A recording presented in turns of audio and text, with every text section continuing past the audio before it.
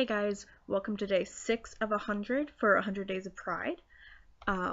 Today we are getting right down to the root of why I love being queer, and it is the term itself. I feel that most simply it's the label to end labels. It has no real definition. There are so many definitions that it cannot be combined into a single entity, and that's why we just call it an umbrella term. But there's something so great about it being an umbrella term, but still something we identify with. I think especially for me, for so long, I really wanted to label my sexuality and my gender identity because I felt like that's what I had to do to prove that I was an LGBTQ person.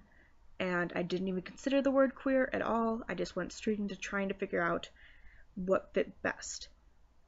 But what fit best was not accurate. Back to it. Because there are so many different exceptions and quirks in the system. You are not, I don't know. I just feel like, at least personally, you're not hardwired a certain way, or at least completely. Like, no single term is really gonna fix that. And I really wanted to find something that felt more true to myself, which is why I now identify with queer. Because for so long, I've been out 2 years. For that whole time, I really identified as pansexual because it was just really easy. There was no classifying anything.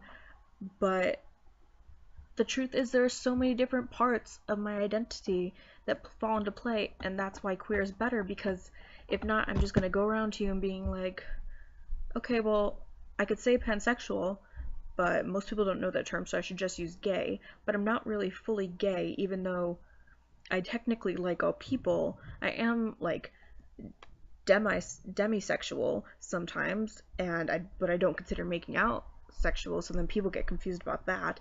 But then it's like, I normally don't like men, like cis men, but like, is it really pansexual if I usually don't like a certain like identity, if I favor one? Because basically what I favor is non-cis men. Like, pretty much male-bodied persons. I don't know what it is. But it's like, there's so many different categories of classification that can be implied here, and I just don't see how a single term, unless it is an umbrella term, can really cover that. That is all for today. I have again made this video very late, and I'm going to work on not making them at night. But I'm here. Good night.